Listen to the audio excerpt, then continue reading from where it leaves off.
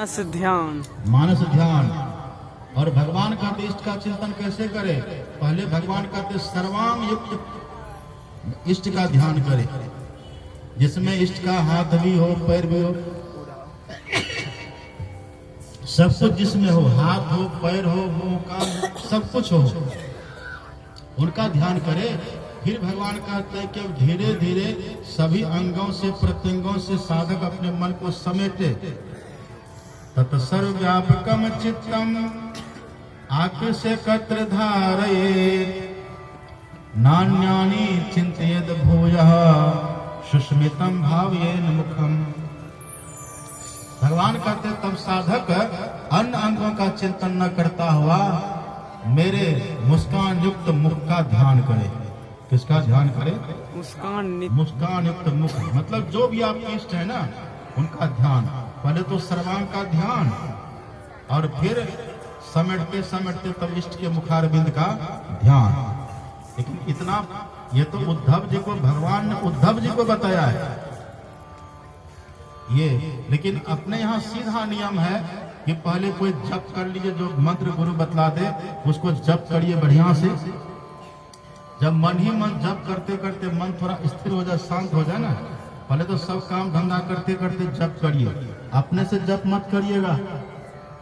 यदि अपने से जप करेंगे ना, उसे जप से पुण्य होगा पर प्रगति नहीं होगी। प्रगति के लिए और सदगति के लिए गुरु के प्रदत्त मंत्र चाहिए, गुरु के द्वारा मंत्र चाहिए। गुरु बिनु माला फेरता, गुरु बिनु करता दान, और गुरु बिनु सब निष्फल गया बुझो वेद पुराण। गुरु बिनु जप तप दान व्यर्थ व्रत, तीरथ फल नहीं दाता, और लक्ष्मीपति ने सिद्ध गुरु बिनु वृथा जीव जग जाता। सब व्यर्थ चला जाएगा। इसीलिए एक मंत्र का पहले खूब बढ़िया से जप करिए, स्थिर चित्त होकर के जप करिए।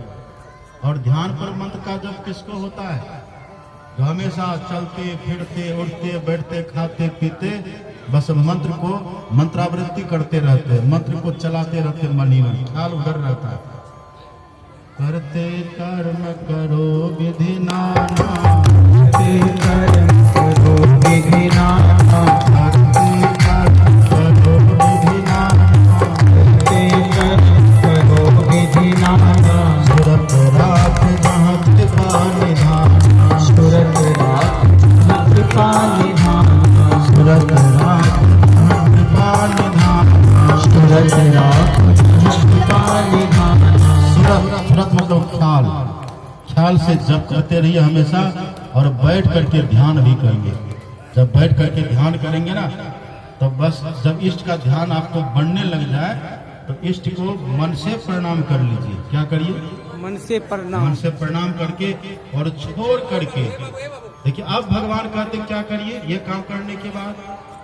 तब भगवान कहते हैं आगे, तत्र लब्ध पदम चित्तम आकृष्य व्योमनि धारयेत्, तच्चत कृत्वा मदारोहो न किंचिदपि चिंतयेत्। भगवान कहते हैं जब इष्ट का ध्यान बढ़िया से होने लग जाए, मतलब मानस ध्यान। क्या हुआ मतलब? मानस ध्यान। मानस ध्यान। पहले मानस जप करिए, फिर मानस ध्यान करिए। इसके बाद भगवान कहते हैं अब वहां से दृष्टि को हटा करके, अपने ख्याल को हटा करके भगवान कहते हैं तत्र लब्ध पदम चित्तम आकृष्य व्योमनि धारिये। व्योमनि मतलब आकाश। आकाश में अपने चित्त को स्थिर करिए। आकाश का मतलब क्या हुआ? बाहर का आकाश। ये बाहर का आकाश नहीं। आंख बंद करने के बाद जो आप भीतर में देखते हैं ना घोर अंधकार, उसी को बोलते हैं नयनाकाश। क्या बोलते हैं? नयनाकाश। वह नयनाकाश मतलब आंख बंद करने के बाद जो अपने भीतर में अंधकार दिख रहा है उसको बोलते हैं नयनाकाश। उसी को बोलते हैं भीतर का आकाश। आकाश की या फिर गगन कहिए, एक ही बात है, गगन।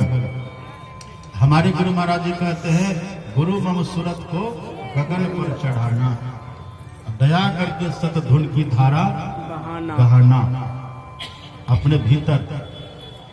वो भीतर के आकाश में भगवान कहते हैं, अब भीतर के आकाश में गुरु इंगित स्थान पर ठीक से देखो। ये वर्णन है, भगवान का वचन है, ये कृष्ण का वचन है। और इसी साधना को संत मत में कहते हैं दृष्टि योग की साधना। क्या कहते हैं? दृष्टि योग की साधना। जो भी सच्चे पूर्ण गुरु होंगे ना, ये तीनों साधना एक बार में बताते हैं। एक कोर्स है, तीन साधना का एक कोर्स हो गया है पूरा, एक कोर्स है। मानस जप, मानस ध्यान और दृष्टि योग, ये पूरा है। इतनी साधना पहले करनी है। और ये तीनों साधना में जो निष्णात, जो कुशल हो जाते हैं, उनको अपने इष्ट का दर्शन हो जाता है। वो जिस देवता का दर्शन करना चाहे दर्शन कर सकता है, और उनके भीतर अंधकार खत्म होकर के प्रकाश हो जाता है। और जिसके भीतर प्रकाश हो गया, अब उससे कभी कोई पाप नहीं होगा। इस नगरी में तिमिर समाना भूल भरम हर बार, अब खोज करो अंतर उजारी छोड़ चलो नौ द्वार। अंदर प्रकाश हो गया, अब भूल भरम नहीं होगा, अब विषय का ज्ञान होगा। हम विषय को विष समझेंगे, अब इसलिए विषय से बच करके रहेंगे। फिर भगवान ने अंतिम में कहा कि हे उद्धव, अपने भीतर में नाद प्रकट होता है। अपने भीतर उस नाद को जो सुन ले, उसी नाद को सुनने वाला साधक मुझे पा लेता है, मेरे स्वरूप को प्राप्त कर लेता है। ये साधना की भगवान ने बतला दी, और 24 तरह के गुरुओं का वर्णन कर दिए।